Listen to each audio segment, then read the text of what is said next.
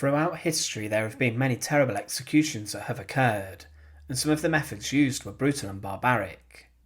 Hanged, drawn and quartered was one execution method which had a number of stages, but it would be horrific for the thousands of people who would go and visit execution sites.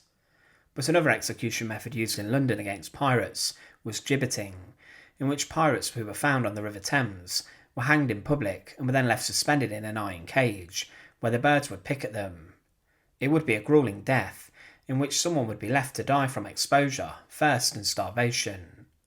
Gibbeting was a terrifying execution method that was also known as hanging in chains, but there was a woman from Canada who was subjected to being gibbeted, and she was one of only a very few women in documented history who were executed in this way.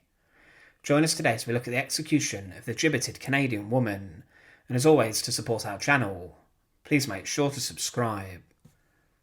Marie-Josephte Corriveau was born in 1733 and was baptised when she was around 5 months old. She was raised in the rural area of Saint-Vilier in New France, and she was the only surviving child of her father, who was a farmer, and her mother, as all of her 10 brothers and sisters died during childhood. But at the age of 16, Corriveau married on the 17th of November 1749 to a man named Charles Bouchard, who was also a farmer. They had 3 children, 2 daughters and then a son. However, there were rumours that emerged at the time that Marie murdered her husband, but there was no certain record of his death. Charles Bouchard died on the 27th of April 1760 after 10 years of marriage to Marie, but she would then marry 15 months later another farmer from Saint-Vilier. Her second husband was Louis Etienne Dodier. However, within 18 months of this marriage, Marie's second husband was found dead inside of his barn. His body was in a state, and he had suffered from many different head wounds. An official recording of the cause of death noted that he was killed from the kicks of horses' hooves. However, he was then buried rather quickly, and because of this rumours emerged regarding the fact that Louis Dodier was actually murdered, and many then turned to either his wife, Marie, or his father-in-law. It was known that Dodier did not get on well with his father-in-law, but he may have also been experiencing marriage problems. But the region of New France where this happened had been conquered by the British previously in 1760 during the 7 Years' War, and the British Army oversaw the region and law enforcement there. When they heard the rumours, the British ordered an inquiry, which opened on the 29th of March 1763, and Joseph Corriveau and his daughter Marie were brought in front of a military tribunal, and 12 English officers and a British lieutenant colonel oversaw the proceedings. Many locals gave evidence and testified against Marie, and the case ended with Marie's father being sentenced to death for murdering his son-in-law. But Marie would be regarded as an accomplice, and because of this she was sentenced to receive 60 lashes of a whip and to be branded with the letter M for murder on her hand.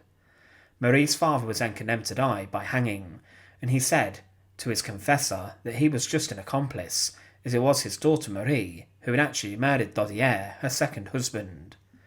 At the second trial, Marie admitted that whilst he slept, she struck her husband with an axe twice because he treated her awfully.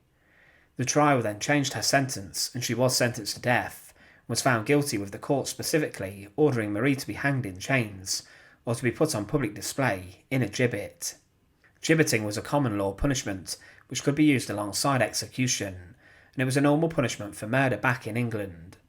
Often traitors, highwaymen, murderers and pirates were sentenced to death in this way, to discourage others from committing actions such as these. It was a brutal form of justice, and people would often see other people rotting away, suspended on a gibbet for some time. But this is what would happen for Marie Corriveau, as she was taken to Quebec on the 18th of April 1763. She was just 30, and she was taken to the place of her execution, where she was placed in chains at a crossroads, so that many people could see her. She was hanged in front of a huge crowd in the chains, and she succumbed to her death, and she was then left in chains for over a month.